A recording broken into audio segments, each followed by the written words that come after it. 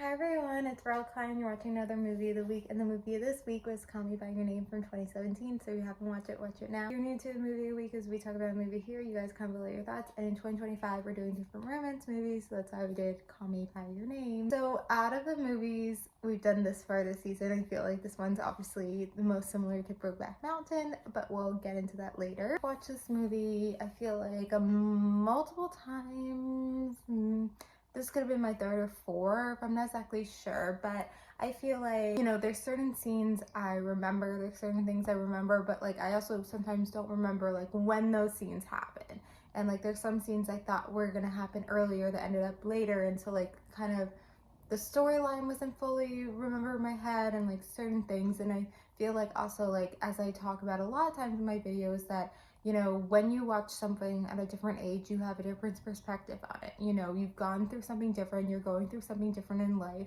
And so I do definitely feel like every time I watch this film, like I'm just getting a different perspective. I can't remember the last time I watched this film, but it could have been like 2-3 years ago. I feel like hasn't been too long ago, and I just feel like I had a little bit of a different perspective as well. And also as someone who's now like working in film and like all this other stuff. So this is something that I don't think I've done ever, movie of the week, but I actually watched this in 2 days. I started it one night and then finished it the next night. Like I couldn't watch it all in one night.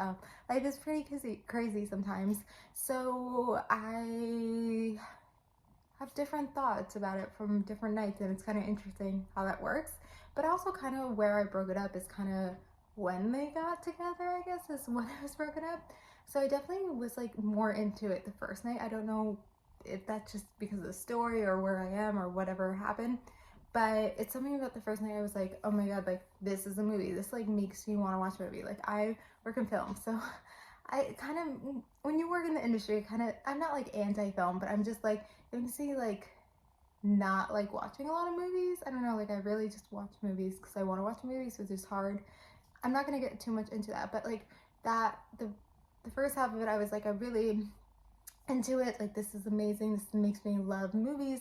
Like this is a movie. And then the second part of it, I was actually like less into it. Like kind of wanted it to be over, which I don't know exactly what it is. But obviously, like this film, like the cinematography is amazing. So beautiful, so beautiful. This director knows what he's doing.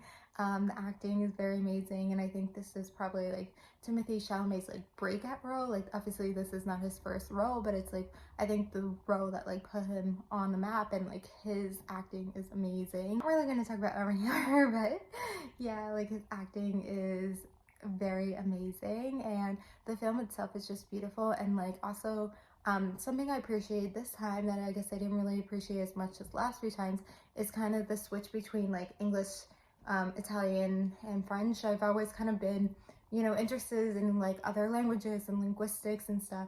But I kind of learned French for 6 months last year, so I knew a little French and can pick up a little bit. Obviously, I had subtitles, but could pick up a little bit when they were talking in French.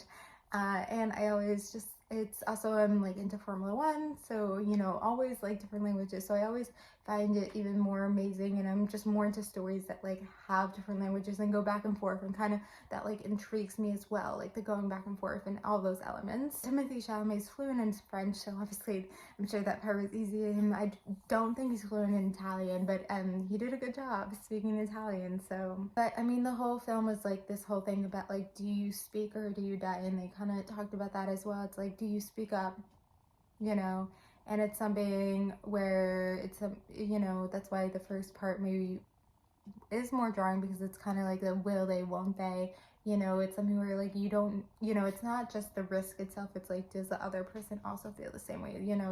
It's different, and it's also like a different time period. Like that's why it was set in the early 80s, like, so it's like all these different elements to it. And that's why obviously the most comparable one is Brokeback Mountain, because that is the other two men in love, I guess, movie we've done this year.